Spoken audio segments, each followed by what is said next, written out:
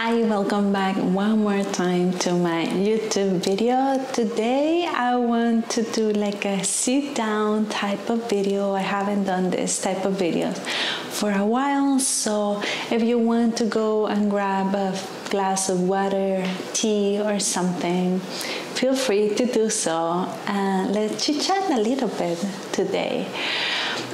If you are new to this channel, thanks so much for being here. I am Meli. I am going to say a little bit about my background. I am from Costa Rica. I moved to New York 19 years ago, and I did this YouTube 8 years ago just because I want to share. First of all, because I love creating content. Like, I'm a person who loves creating content, so why not to create a YouTube channel? And as well, because I want to share with you a little bit about my lifestyle. I am a minimalist. I live furniture free, as you can see.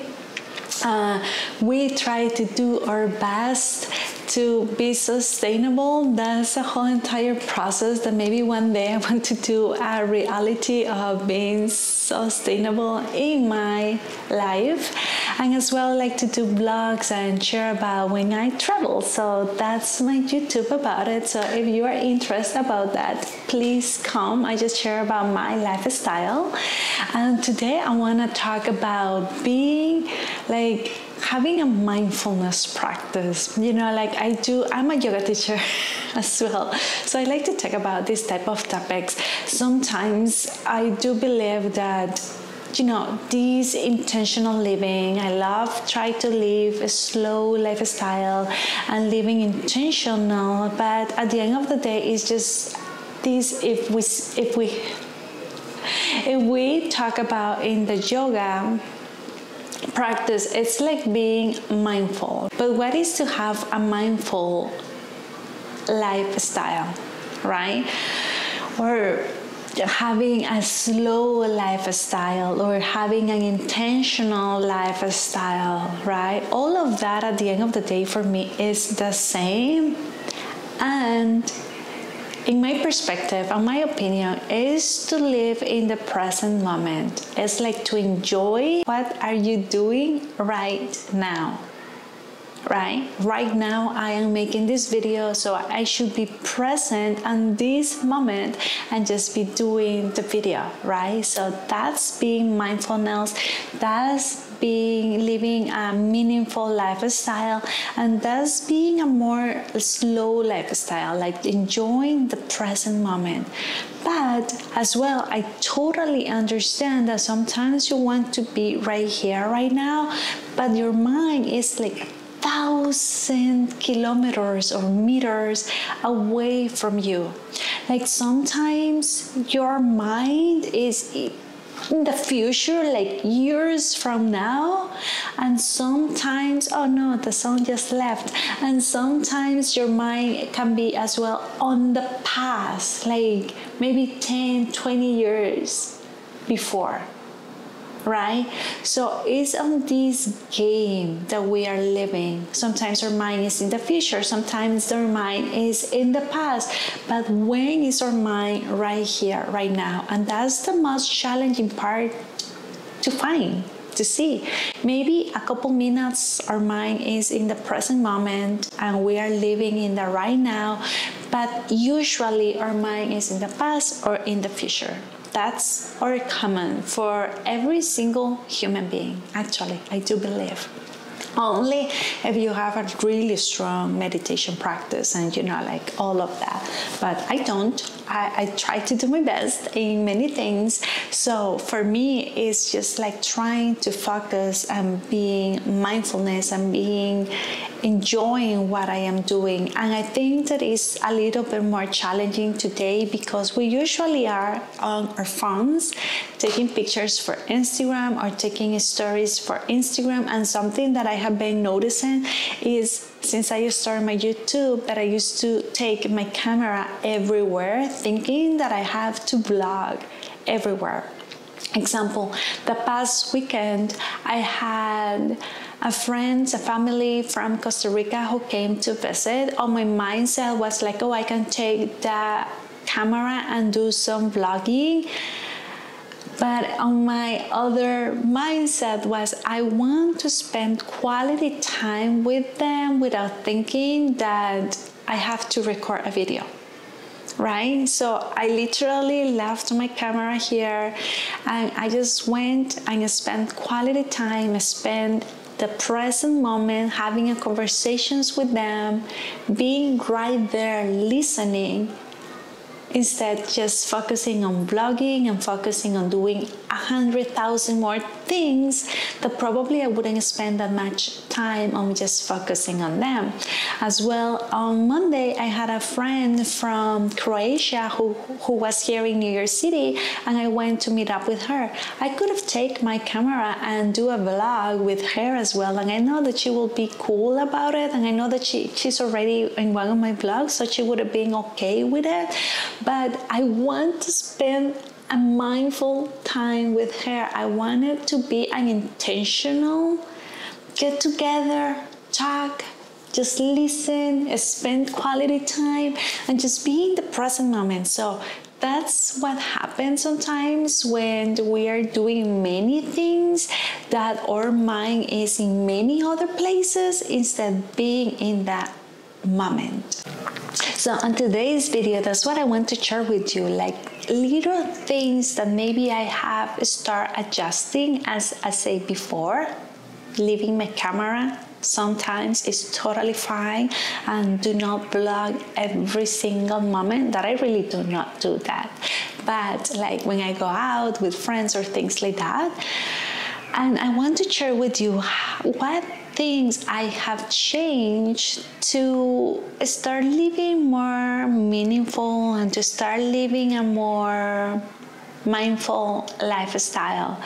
And as I say, like sometimes it's just challenging, something that I practice, and I started this practice many years ago.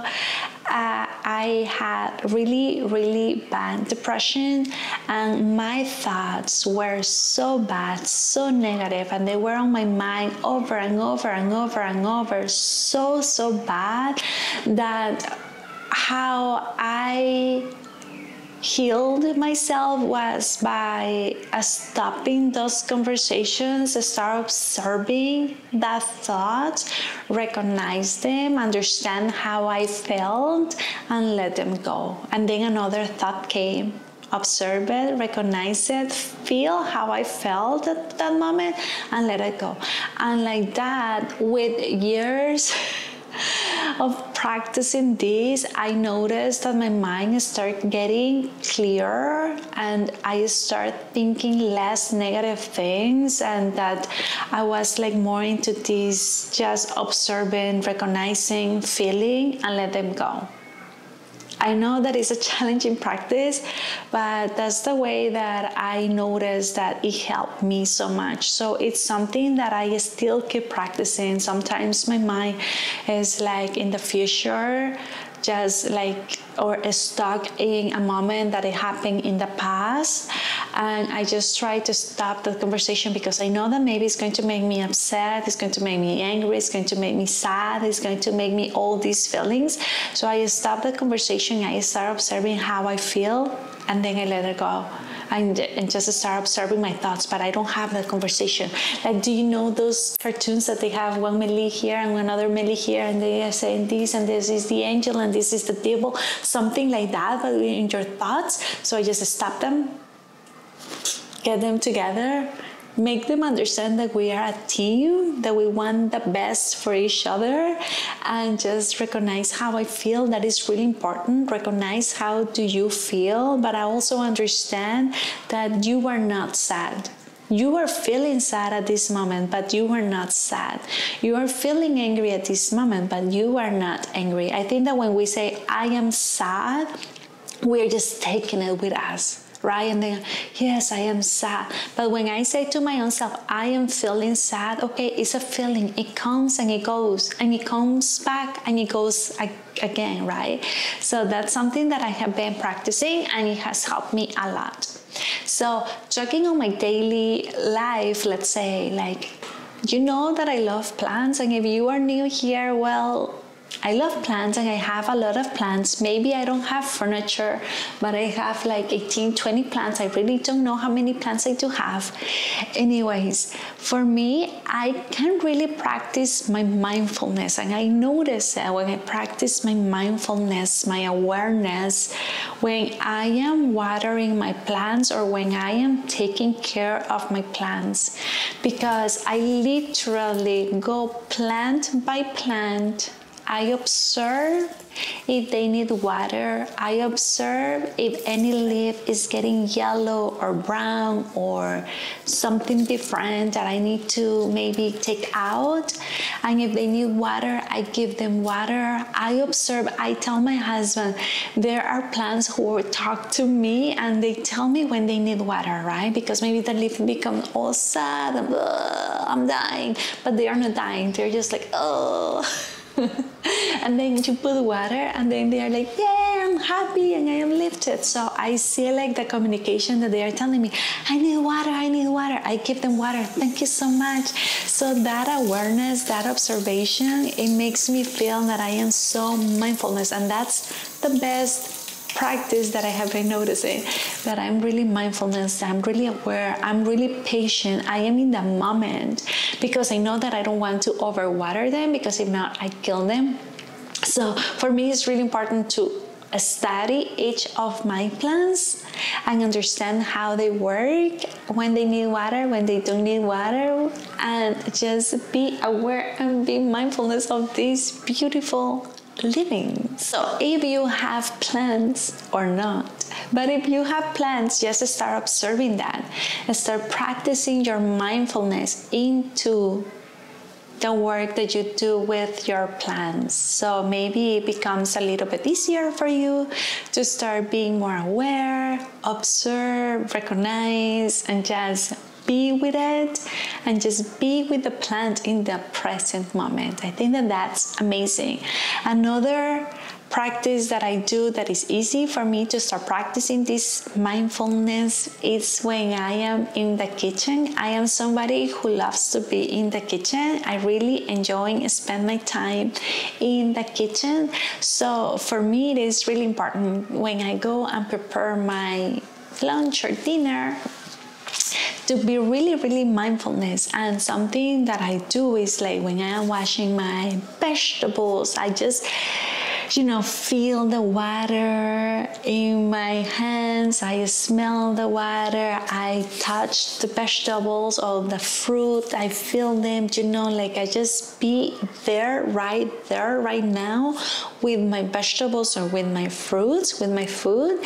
And I am preparing that as well when I have to cut and when I am, when I am tasting it. So it's all the senses, I am touching it. I am tasting it, I am smelling it, I am observing it. And it's like, for me, cooking, it just brings me so much peace.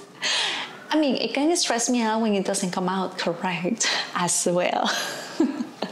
But I'm not saying that being mindfulness is that you're gonna be happy and content your whole entire life. I'm not saying that. I'm just saying that you're going to be more aware and be more in the present moment. So that's another practice that I like to do, and I recognize that it's easier for me to be mindfulness. So maybe if you like to be in the kitchen, that's another way that you can start practicing mindfulness. Another easy way to start practicing mindfulness is when you shower or take a bath. I start, feeling the water, how it feels the water on my skin when I put soap, when I wash my head and my face, all of that, the smells of the soap, the smells of my shampoo, conditioner, like the touching, the feeling of the touch of my skin. All of that is just being mindfulness, being aware, being in the present moment. And in the bathroom, yes, sometimes it's where I think the most. I don't know. I don't think that it's only me. I think that a lot of people get a lot of ideas in the bathroom. Why? I don't know.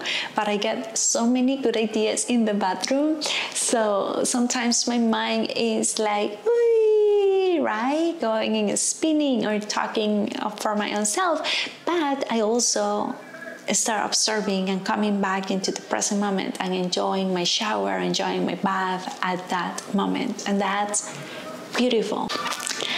And I am just giving you like examples of tips of how I am mindfulness, so you can start observing and notice if you can bring that awareness and being in the present moment when you are doing these activities. That I guess that everybody showers, everybody has to cook or do something in the kitchen, at least a sandwich or a cereal, but you have to eat, so you have to do something. And the plants is different because not everybody has plants, but if you have, maybe that's good. Something that I have been practicing, and it's not easy, I'm gonna be 100% real, it's not easy for me, and I don't think that it's easy for a lot of people, but it's to listen. When I am talking on the phone or when I am talking to a friend, to listen and do not give opinions. Just listen of what the other person is telling you. You know, like it's something that is challenging for me because I'm always want to give a solution. I'm always want to give my opinion. I always want to respond with something else, and I think that that's normal. But I have been trying to just listen. Of course, we're having a conversation, so of course I am talking as well, right? But just listening is for me specifically, is so challenging to just listen and don't say anything, don't give my point of view. So that's something that I have been practicing, and look at my eyes, it's challenging. It is challenging, even sometimes with my husband. Sometimes we are right there sitting down, he's talking to me, and sometimes I'm with my phone and just doing things on my phone. When I notice that, I try to turn my phone off, put it on the side, and just pay attention of what he's saying, even if it's not my topic. Just pay attention and listen to him, because if he's talking to me, it is important for him that I am listening to him, right? That I am paying attention to him. That's why he wanted to have a conversation with me at that moment. And so even though I am a yoga teacher, it doesn't mean that, how I said before, that I am the most aware, meditative person, that I know everything, because I really do not know everything, that I am the most mindfulness person either. No, it means that I try to practice, and yoga had helped me so much, because with the practice of yoga, it took me like many years to understand that the practice of yoga was the connection of the breath with the movement and with my inner self, that I have to kind of calm my mind and just connect the breath with my body, with the movement, and with my inner self. You know, sometimes I am so focused on, I'm doing the posture bien, is my alignment correct, can I am able to do this, I'm afraid to fall. So my mind start working on different ways, instead letting the ego out, because all of that is ego, letting the ego out and just breathe right here, right now. It really doesn't matter if I'm doing the position correct or no. Of course, only if I'm going to hurt myself, okay, yeah. But I'm just like, the alignment is not perfect, it's totally fine. But if I am focusing my breath with myself, and my mind is nice and calm, then I am practicing mindfulness. Then I am practicing being aware at that moment. Then I'm practicing a slow living. Then I am practicing intentional living. Whatever you want to call it, it's just the same. And the last, I don't know if those are tips or examples, but the last one that I want to give you, the last example, the last tip, is just like that. Try to calm our minds to be in the present moment. So do you remember when I told you like the two Melis, one side and the other side, and they are talking and to each other? This is like the conversation that you are having on your mind, that we all have in our minds, right? So if you want this Meli to be quiet and you want this Meli to be quiet, or your own name, you can put your own name into it. Just observe your thoughts. And I say this at the beginning, and I want to say this right now, because I'll observing, recognize them, how you're feeling, and let everything go. It just makes everything a little bit easier. Maybe at the beginning it's a little bit more challenging, but with time it becomes easier and easier, and then you are just like, oh my God, my mind is so calm. And it's because you are really not overthinking, you are really not over stressing out over sometimes silly things, right? So that's my main tip that I can give you today. As I say, everything is a practice for my life. Being minimalist is a practice. Being a sustainable living is a practice. Being a vegan, I am vegan.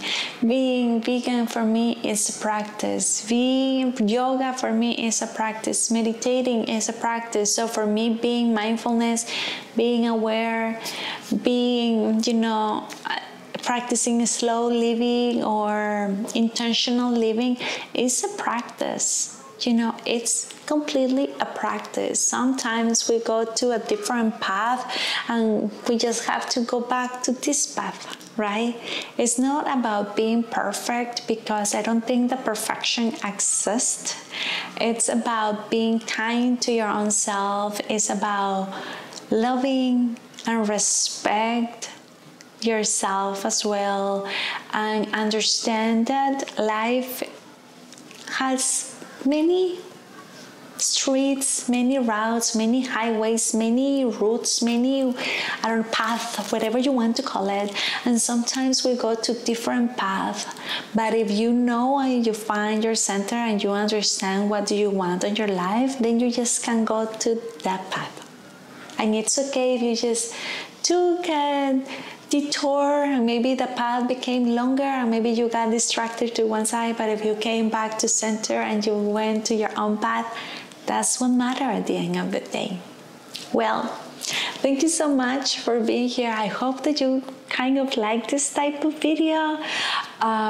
Let me know if you have another specific topic that you want me to talk. I am excited to say that in July, my husband and I, we're gonna be traveling, so woohoo! It was about time that I'm gonna be posting something different that is not in New York City. But thank you so much for being here. If you like this type of content, please subscribe, give a thumbs up, and maybe leave me a comment if you like this type of topics, or what would you like to see more, vlogging or whatever you want to see more. I am more than open. Thank you so much for being here, and see you next week. Bye.